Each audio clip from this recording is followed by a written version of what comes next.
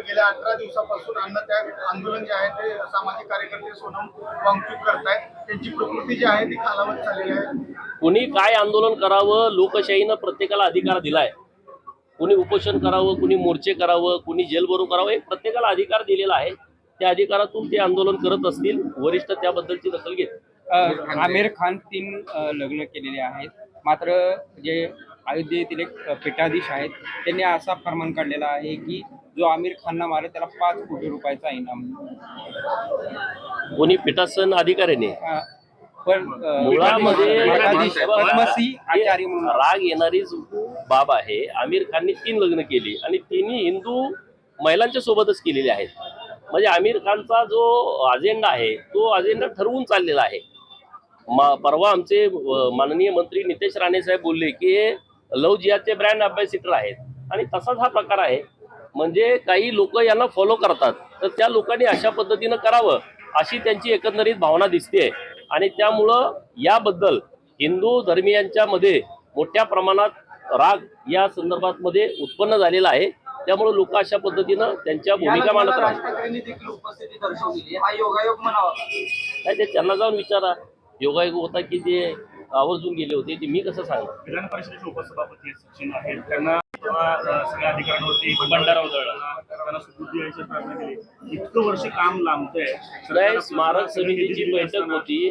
तिथं काय जर निधी कमी असेल तर सरकार उपलब्ध करून देईल. मी त्याचा पाठपुरावा करेन. काही अडचण नाही. कुठलाही निधी अहिल्या देवींच्या स्मारकासाठी कमी पडणार नाही. कारण अहिल्या देवींच्या संदर्भामध्ये देवाभाऊंच्या सरकारनं जे काम केलंय ते गेल्या 350 वर्षात कुणी केलं नव्हतं. आणि त्यामुळं हे विद्यापीठ होणं, विद्यापीठाला नाव देणं किंवा विद्यापीठाच्या प्रांगणामध्ये अहिल्या देवींचा पूर्णाकृती पुतळा तयार करून स्मारक तयार करणं हे काम आपल्या सरकारच्या माध्यमातून सुरू आहे. जर तिथं काही निधीची कमतरता असेल तर आम्ही निधी उपलब्ध करून देऊ. काही अडचण नाही. सोमन आज तुमच्या अवस्थाला पाठिंबा द्यावा असं ट्विट द्यायचे रोहित पवारांनी केले, काय सांगता? रोहित पवारला आता दुसरा धंदाच उरला नाही. रोहित पवारचं भाषण तुम्ही ऐकलं का नाही सभागृहामध्ये? मला आंदोलनामध्ये मी बसलो, मला मुख्यमंत्री महोदयाची भेट घालून देतो म्हणले, माझी भेट होईना. मला तिकडं समितीकडे जावं म्हणले, तिथं गेलो तर समितीची मुदत संपली म्हणले. आणि माननीय मुख्यमंत्री महोदयांना आम्ही सगळे सत्ताधारी आमदार भेटलो.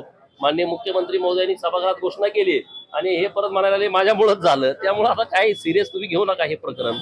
अर्थ खात्यावरून राष्ट्रवादी ठाम आहे. राष्ट्रवादीच्या कार्यकर्त्यांना किंवा नेत्यांकडून वारंवार सांगितलं जाते की अर्थ खात्यावर कुणाचाही अधिकार नाही, तो आमचा राष्ट्रवादीचा अधिकार आहे. आता देखील माननीय मुख्यमंत्री महोदय अत्यंत सक्षम मुख्यमंत्री आपल्या महाराष्ट्राला मिळालेले आहेत. त्यामुळे ते सगळे काळजी घेतील. आपण चिंता करण्याची काहीच आवश्यकता नाही. पण जयंत पाटील अर्थमंत्री होतील अशी चर्चा खूप चालू आहे. तुम्हाला जयंत पाटलाची खूप काळजी लागली तर माननीय मुख्यमंत्री महोदय प्रेम त्यांच्यावर जास्त आहे. त्यामुळं काहीतरी त्याला आधार मिळेल तुमच्या आजच्या बोलण्यानं. आजची झोप तर त्याला शांत लागेल.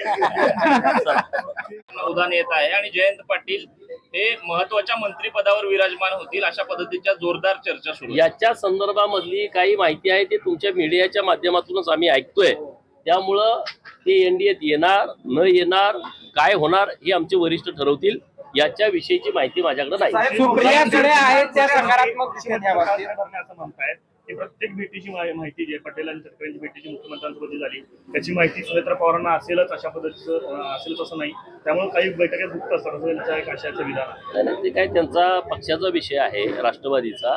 त्यामुळे राष्ट्रवादीची काय भूमिका आहे ते अधिकृतपणे ते मांडतील. जयंत पाटलांना मंत्रिपद मिळालं तर त्यांचं तुम्ही स्वागत कराल का मंत्रिमंडळात? अरे मला माहित नाही त्यांना मंत्रिपद मिळणार की नाही मिळणार. त्यांना मंत्रिपद मिळालं नाही मिळालं त्याचं काय मला फरक पडत नाही. साहेब, मौलाना जर्जिस अन्सारी असे विधान करतायत की श्रीकृष्ण हे मुसलमान होते आणि ते दिवसातून 5 वेळा नमाज पढायचे. त्याला मौलानाला आधी पहिला ठोकला पाहिजे, त्याला चांगला बडवला पाहिजे. त्यानं पहिला त्याचा डीएनए चेक केला पाहिजे. त्याचा डीएनए चेक केला तर त्याच्या लक्षात येईल की तो हिंदूच आहे. त्यामुळं कृष्ण काय आहेत, कृष्ण कोण होते हे अख्ख्या जगाला माहीत आहे. कुणीतरी मौलानानं बोलावं आणि त्याच्यावरती आम्ही मत व्यक्त करावं अशी काही आम्हाला आवश्यकता आहे असं अजिबात वाटत नाही. परंतु त्या मौलानाचा डीएनए चेक करण्याची गरज आहे. डीएनए चेक केल्याच्या नंतर मग तो कृष्ण मंदिरात 24 तास बसेल अशी व्यवस्था होईल. आमिर खान आहेत. आमिर खानने 3 लग्न केले. कारवाई केलेली आहे आणि तिघांना जे आहे ते आता जेरबंद केलेलं आहे. मोठ्या प्रमाणामध्ये एटीएसच्या माध्यमातून मला वाटतं 100 तरुणांची तपासणी मागच्या 5-6 दिवसापूर्वी केलेली आहे. तर एटीएसच्या पद्धतीनं काम करतंय. अशी जी लोक भडवेगिरी करतायत देशाच्या विरोधामध्ये, राष्ट्राच्या विरोधामध्ये जी भूमिका अशी लोक घेत आहेत, त्या अशा लोकांना ठोकून काढणं ही सरकारची प्राथमिकता आहे आणि त्यातला तो एक भाग आहे. 18 जुलै रोजी शिवसेना ठाकरे गट रामरक्षा आंदोलन करते. त्या आंदोलनामध्ये मुख्यमंत्र्यांनी सहभागी व्हावं, संघाच्या कार्यकर्त्यांनी सहभागी व्हावं असं संजय राऊतांनी पत्र लिहिलं. अरे संजय राऊतांना एवढी अक्कल पाहिजे, ज्यांनी प्रभू रामचंद्राच्या अस्तित्वावरतीच प्रश्न उपस्थित केला. त्या काँग्रेसवाल्यांच्या सोबत, त्या राष्ट्रवादीवाल्यांच्या सोबत मांडीला मांडी लावून बसणं, सरकार स्थापन करणं, आणि आता तुम्हाला राम आठवायला लागला काय? म्हणजे ज्यांनी अस्तित्वच मान्य केलं नाही, ज्यांच्या अस्तित्वावरती प्रश्नचिन्ह निर्माण केला, त्यांच्या सोबत बसायचं आणि आता मग हे असली आंदोलन करायचं. लोक सगळं बघतायत.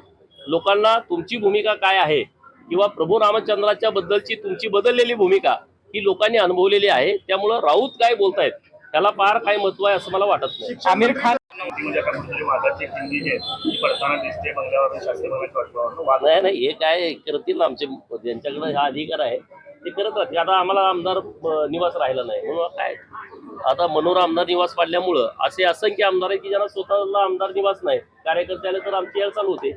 आता पर्याय नाही ना, सुविधा तयार करणं काम सुरू आहे.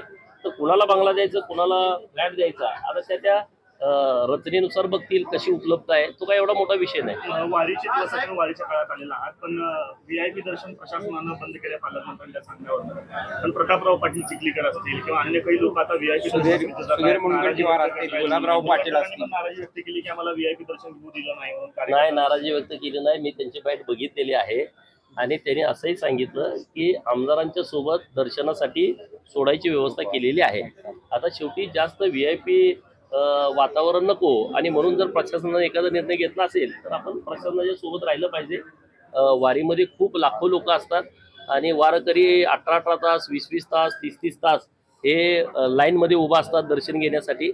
त्यामुळे काय असं काय कुणी काय एवढा जास्त 92 लाख लाडक्या बहिणींचं नाव वगळण्यात आलेलं आहे. कुठेतरी भाजप वगळण्यात आलेलं नाही. नीट विषय समजून घेतला पाहिजे. त्यांनी काही चुकीची माहिती दिली आहे, ज्यांनी केवायसी दिलेलं नाही, कोणी नोकरी करतंय, कोणाच्या उत्पन्नाचे सोर्स मोठे आहेत, अशा लोकांची वगळलेले आहेत. जर चुकून लाभार्थी आहे त्या निकषामध्ये बसतंय तर त्यांना केवायसी घेऊन त्यांचं सुद्धा नाव यामध्ये घेतलं जाईल. कोणी असा गैरसमज करण्याची आवश्यकता नाही. महाराष्ट्रात सध्या आरक्षण उपवर्गीकरणाचा मुद्दा खूप गाजताना दिसत आहे. एका बाजूला आरक्षण उपवर्गीकरण व्हावं यासाठी मोर्चे निघतायत, दुसऱ्या बाजूला आरक्षण उपवर्गीकरणाच्या विरोधात मोर्चे निघतायत. या संदर्भामध्ये राज्याचे मुख्यमंत्री यांनी अत्यंत स्पष्टपणे संकेत दिलेले आहेत की उपवर्गीकरण करावं अशी जी काही लोक बाजू मांडतायत किंवा उपवर्गीकरण करू नका अशी जी लोक बाजू मांडतायत, या सर्वांना विश्वासात घेऊन पुढे निर्णय घेतला जाईल. ज्या विद्यापीठाला अहिल्यादेवीचं नाव आहे, त्या विद्यापीठाच्या स्मारकात अत्यंत घोटाळा दिसून येतो. स्मारक अत्यंत निकृष्ट दर्जाचं केलेलं आहे. संत गतीने काम चालू. आपली सत्ता असताना त्याचं जे काम आहे ते दिलं होतं. आता घोटाळा झाला हे मी पहिल्यांदा तुमच्याकडून ऐकलं, तर मी माननीय कुलगुरू सरांशी बोलून घेतो की नेमकी तिथं काय अडचण आहे. परंतु स्मारकाचं काम झालंय अशा पद्धतीचा त्यांचा मला फोन आला होता 2-3 वेळा आणि त्याचं उद्घाटन घ्यायचं आहे. तर त्यामध्ये तुम्ही काय आता भूमिका मांडली आहे ती मी नीट माहिती करून घेतो आणि त्याच्यावरती बोलतो. ज्या पद्धतीनं ते संत